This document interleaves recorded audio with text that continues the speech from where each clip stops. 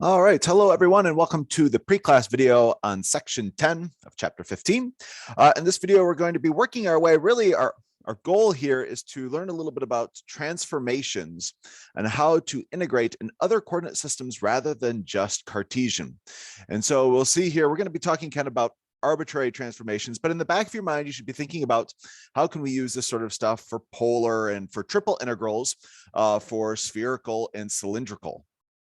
And so, but we're going to go through the basics about transformations in general, and then we're going to be building into, okay, how does this help us actually integrate more things than we could before?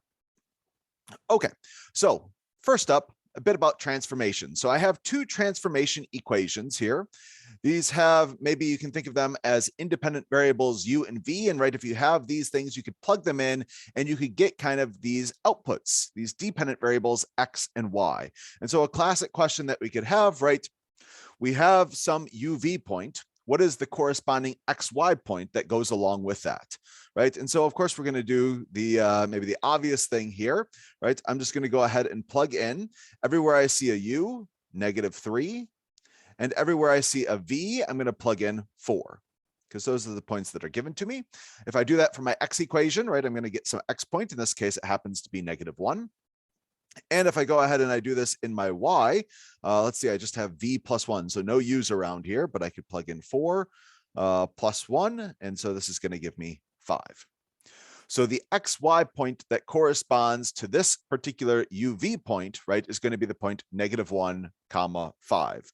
So if I want to be very explicit here, the xy point, because again, kind of we have uv's and xy, so it's good to kind of emphasize this, is going to be -1, 5. You could also now ask, and I'm seeing that I have a typo here, oops, the opposite style question. That is, if you have some set xy point, can you figure out a u and v point, right, that kind of corresponds to that? This is kind of going in this backwards direction, and this one's going to be harder. And so, okay, well, we have the xy point of -3, 4. We can go ahead and maybe plug those in for x and y into our two equations above. So everywhere I see an x, I'm going to plug in -3. Oops, 2v. And everywhere I see a y, I'm going to plug in 4. Now, in this case, that second equation with just the v plus 1, is equal to y, which in this case is 4. That's going to be very nice for solving our v quite quickly, right? I can go ahead and say this implies that v is going to be equal to 3. And now using this, I can go ahead and solve for u. So I'm going to go ahead and plug this into the equation up above. Let's see, I'll still work over here to the right. We're going to have -3 is equal to 3u plus 2, and v was 3. So we're going to go ahead and plug that in. Okay, so now we have to do a little bit of rearranging here, right? Let's see, 2 times 3 is going to be 6. And if I subtract that, I'm going to get -9 is equal to 3u. And so if I go ahead and I divide, that gives me u is equal to -3.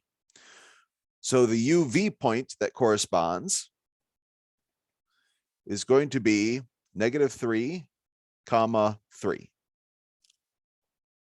And so notice that with this, if you're reading too quickly, right, if you accidentally interpret this as the other one, right, you get a completely different answer.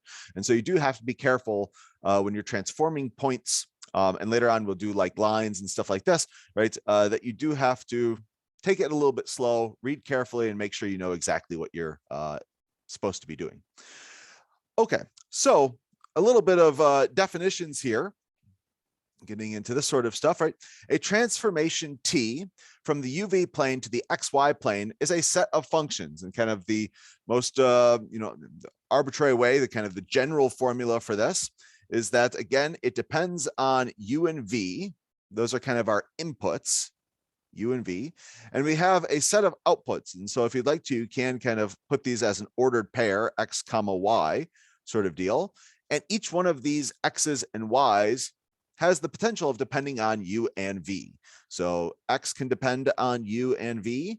So this is kind of like the f of X notation sort of deal. And right, Y can depend on U and V. So again, this is just saying what these variables, these outputs may depend on. Now, in this class, we're going to be dealing with nice transformations, and nice, the mathematical classification for these is C1 transformations, which means that these have continuous first order partial derivatives. Let me go ahead and write that down. Continuous first order partial derivatives. Things get a little bit crazy and more complicated if this is not true. Not that it's always a deal breaker, but we're not going to be getting into any of the extremely complicated stuff in this class. So this later on, when we need to start integrating, this would be very nice, and it kind of guarantees that everything that we want to happen does happen. So continuous first order partial derivatives, at least on the regions that we're interested in, and so that'll be nice for us. Okay, formally, if you talk about, right, you have some input. In this case, up above, for instance, we inputted, a UV point of -3, 4. You get some output, right? That set of outputs is going to be called the image. The image of your input, again, input, UV, under some transformation. So a way to reword our first example here, 10.1a, we could ask for what is the image of UV equals -3, 4 under the transformation provided, right? And so again, we already figured this out. The image is going to be -1, 5. So the image is going to be this point, -1, 5. So this is, again, a bit of vocabulary. When we say image in class, I want to make sure that you understand what I'm talking about. And so this is, again, kind of, you can think of image as this set of outputs. So, okay, that's what an image is. Now, if no 2 points have the same image, that means that our transformation is called a one-to-one transformation. And you may remember this term from your favorite algebra class. As you know, one-to-one functions have inverses, and it's going to be the same thing for transformations. After all, transformations are just kind of a combination of functions, right? So we have kind of some nice functions here. And okay, so let me go ahead and write that down, right? If t is one-to-one, then it has an inverse function, or an inverse transformation is probably a good way to say that. That is, there's a nice way to go backwards. And of course, we're going to use our classic inverse notation here. So t to the -1. And that's going to, of course, take us from xy things into UV things, right? So for this transformation, it was very nice, right? The inputs are UVs, and the output is some xy point. And if you do the inverse, right, you go in the opposite direction. So you would start with xy points, and that would take you into UV points. And so formally, the full collection, right, xy plane into UV plane. Now, we will get some practice here. I have a problem in this pre-class video on finding an inverse transformation. It's very similar to how we did it kind of in our old algebra days. Excuse me, but this is a good reminder and review. Here we can also find the images of entire sets of points. And so we'll see this here in just a second as well. But if you have some set of points, so I'm just going to do some arbitrary sort of blob here, right? And these are points, UV plane. Just looking at my XYs, I managed to change correctly. UV plane. So maybe the entire set of points is something like S, right? And of course, these contain a bunch of points that have coordinates, maybe like U1, V1, right? So we have a bunch of points like that. You can also apply the transformation T to the entire set of points, right? If you can do it to 1 point, you can do it to 2 or 3 or 5 or, infinitely many, right? And so you can take that whole collection of points, and maybe, over here, it looks a little bit different. You can even have it, I'll do something like this. And again, this would be the image of S. Maybe here, the image of S you can call R. And of course, the outputs here, each individual point may have, like X1, y1, right? The outputs will be specific points that are in the xy plane. And of course, if you have a inverse, right? If your transformation is 1-to-1, you can also go in this backwards direction, right? This would be where T inverse comes into play. And that means if you take that set of points there, R, and you apply T inverse, you should get exactly back to where you started. Okay, so this is a lot of theoretical stuff. I don't know about you particularly, but right, I like an example to kind of go along with this. So I think we should try doing an example. So I have a particular set that I'd like to mess around with in a particular transformation and kind of see this in action. We'll even go on and sketch it. So my set that I have here in the UV plane, U's range from 0 to 3, V's range from 0 to 2. So let's go ahead and sketch this one out, just to kind of get an idea of what it looks like. So U's and V's. So if U ranges from 0 to 3, that means kind of the stopping point would be up here at 3. But V's range from 0 to 2. So we're only going up to 2. So my S, let me go ahead and maybe change colors and I'll use green. All of the points that satisfy this live in this here rectangle. Notice because we have the brackets, right? It goes up to and includes. So I'm going to use solid lines here, and I'll go ahead and shade in just to make the picture look halfway nice. And because I have the colors here. So this right here is S. It is the set of points in the UV plane that satisfy U is between 0 and 3, and V is between 0 and 2. Now, we would like to apply some transformation to this and figure out what this would look like in the XY plane. So again, kind of we have a transformation. It looks like this. Notice I did switch this up. It's not the same transformation as we were using before. And I've using our other notation, right? So, but again, kind of the first spot here is going to be the X coordinate. This is going to be outputting X. And here we have the Y coordinates. This is going to be outputting Y. So if you'd like to rewrite it as kind of, a set of equations, the equations would be X is equal to 2U plus 3V and Y is equal to U minus V. Those are our two equations that go along with this transformation here.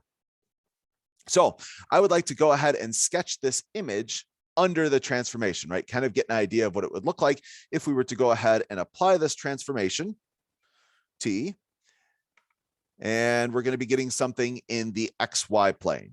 So I'm going to go ahead and draw an XY plane here for the time being. And okay, so we want to transform each one of these. Well, really, when I look at this, I think about, well, it contains a lot of sides. Maybe if I can get at least like the boundary correct sort of deal, I can figure out what it would look like in the XY plane. And so when I look at this, right, for instance, this bottom bit here is going to be U equals 0. Oh, sorry, the V equals 0. That's backwards. It's like Y equals 0, right? So it's the height there. V equals 0. And of course, U is going to range between 0 and 3.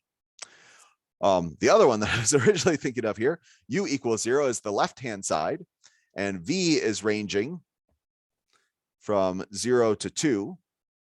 So it's going to be this left-hand side. The right-hand side is going to be this U equals 3. V ranges from 0 to 2. And the top side here is going to be, V equals 2, and U ranges from 0 to 3.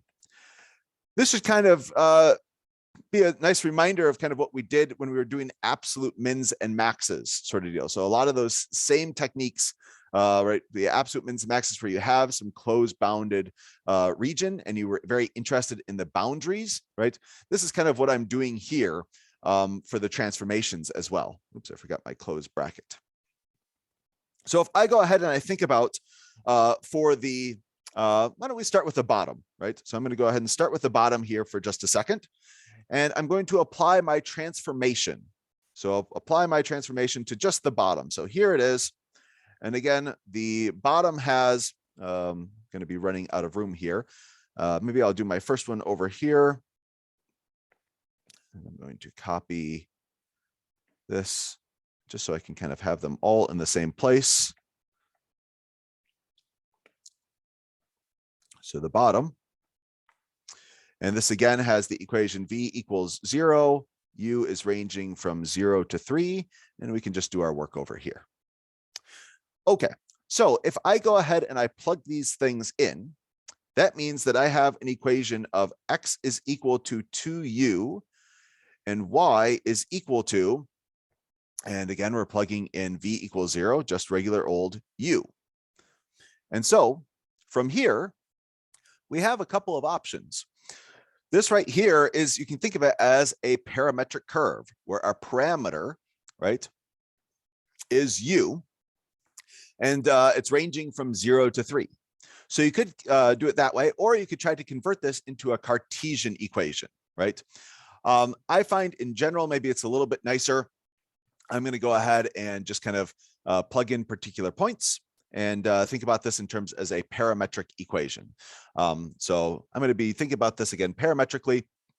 U is my parameter. I can see with that, this is going to be a nice linear equation.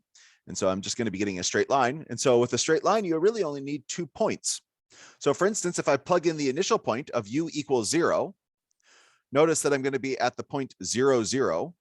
So that is plugging it in for x, I get 0. Plugging it in for y, I get 0. And if I plug in 3, I'm going to have an x value of 6. So again, I'm plugging in 3 into these things here. So I have an x value of 6 and a y value of 3. X value of 6, y value of 3.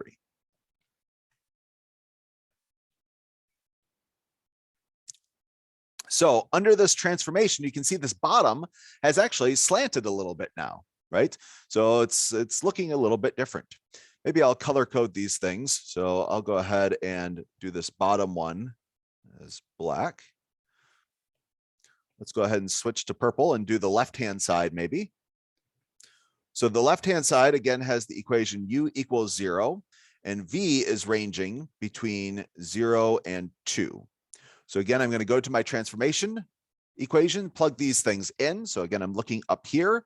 And when I plug in u equals 0, I get x equals 3v, and I get y is equal to negative v. Again, I'm going to think of this as a parametrized curve now, where my parameter is v. V is ranging from 0 to 2, and I see that this is a nice line. And so I'm just going to plug in 2 points in order to get the starting and the ending of my line. So if I plug in 0 here, I'm going to have, 0 for x and 0 for y. So I get the same starting point here. And if I plug in 2 everywhere I see a v, right, I'm going to have x equals 6, and I'm going to have y is equal to negative 2. So x is equal to 6 and y is equal to negative 2.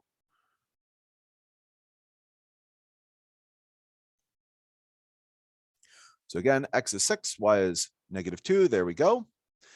And let me go ahead and, like I said, color coordinate these things. So this was the left-hand side. And okay, 2 down, 2 to go. Let's go ahead and I'll use blue next. Getting a little bit harder now. Let's do the right-hand side.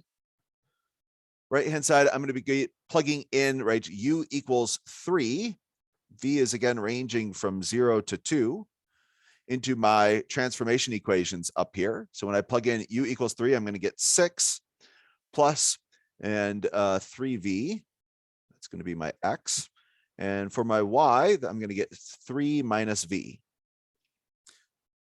But again, the technique will be the same. I see that this is linear in v, so this is going to be a straight line when we, again, think of it as a set of parametric equations. And so if I plug in my endpoints 0 and 2, we will be able to get the endpoints of our line under this transformation, and we'll be all set. So if I plug in 0 into this, I'm going to have the point 6, 3. So 6, 3, which is, of course, up here. It's nice that these things are connecting like they ought to.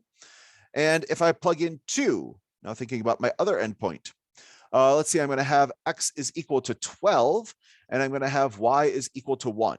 So x is equal to 12, y is equal to 1. So I guess I need a little bit more room over here. So 6, 7, 8, 9, 10, 11, 12. And y was equal to 1, I believe. Something like that. All right, that was this right-hand side. And for the top, we'll go ahead and maybe just leave that one green. So the top, this has the equation v equals 2, and u is ranging between 0 and 3. Again, we're plugging this into our transformation equations up here. So if I plug in v equals 2, I'm going to have x is equal to 2u plus 6, and I'm going to have y is equal to u minus 2. Now, if I go ahead and I plug in my u values, my endpoints, right, I have u equals 0 first. That's going to be the 0.6 negative 2 down here. And if we're doing things right, man, I hope I get 12, 1. Let's double check. If I plug in 3, do I indeed get 12, 1? Yes, I do. And so we have this nice straight line between these 2 points. And again, that corresponds to what was the top over here in the UV plane. So under this transformation, we get a picture that looks like this. I'll go ahead and shade this in blue. And again, kind of staying consistent with the letterings and the terminology that we have up here, right? When we apply that transformation, I called it R, right? The image of S was R, and so I'll call this thing R. And again, I should really emphasize here, this is in the XY plane. The XY plane. All right, so that's how we can apply a transformation to an entire set of points. You can see that we really kind of look at the boundary and figure out where the set of points is going to be trapped in. And then we spend time with the boundary, kind of similar to what we were doing back in 14.7 when we were doing absolute mins and maxes, right? So a lot of those same ideas, thinking about the boundary, come up again here. Okay, the last thing that I want to do, and I'm sorry, I understand that this is a little bit of a long video, is find an inverse. So I have an inverse, I have a transformation here. And I would like to, so I'm claiming that it is 1-to-1 and that we should be able to find an inverse. And so that is, let's go ahead and write again, x is 2u plus 3v. And let's see, y is going to be u minus v. Good. What this essentially comes down to when we're talking about an inverse, right? I would like the inputs to be x's and y's and the outputs to be u's and v's. Essentially, what this comes down to is that we need to solve for u and for v. So I'd like to solve for u and for v. And again, my inputs should be x's and y's. So for instance, if I was to just go ahead and maybe rearrange this one here and was to write something like x minus 3v divided by 2 equals u, this doesn't exactly count. Even though I've solved for u, that's great and all, but I want my inputs to be x's and y's. And so notice I have x's, but there's this v here. And so that's a problem. And so when I go about solving these things, what I find to be a little bit faster, a little bit nicer, is to solve this as a system of equations using kind of this classic linear combination method. And so when I see something like this, I imagine if I was to multiply this all by v, all by 3. So let me go ahead and take my y's here. I think I forgot to mention y. I'm multiplying all of this by 3. And so when I do this, I get 3y is equal to 3u minus 3v. And the reason why I thought about multiplying by 3 here rather than anything else was that I was trying to make it look like, you know, the positive 3v and the negative 3v to kind of line up very nicely. So that way, if I was to add these two, as you did maybe in your, when we did this in algebra days a while ago with these linear combinations and all that, they perfectly cancel out. And so I'd get x plus 3y is equal to 5u. Now, if I just divide by 5, notice I have solved for u equals, and my inputs are x's and y's. So again, my inputs, exactly what I want them to be, and I have now an output for u. Now, at this point, if you'd like, you can take this and kind of plug it into one of your starting equations in order to solve for v. So remember, we do want u and v in terms of x's and y's. So for instance, if I go ahead and I plug this in for u right here, I would have y is equal to x plus 3y divided by 5 minus v. And if I go ahead and I solve this for v, I'm going to have v is equal to x plus 3y divided by 5 minus y. And if you'd like to, you can simplify this, right? Y is going to be the same thing as 5y divided by 5. And so this is going to be x minus 2y. After all, 3 minus 5, negative 2, all divided by 5. So my inverse transformation, again, this is going to depend on x's and y's, and the outputs are going to be u's and v's, would look like, well, my u would be x plus 3y divided by 5, and my v would be x minus 2y divided by 5. So this right here would be the inverse transformation of our original one that we were given. Again, the inputs are x's and y's, the outputs are u's and v's. All right, with that, I think we've laid some good foundation to go ahead and take this and use this to start integrating. So that's going to be the main topic for the class here for 15.10. I will see you then. Take care.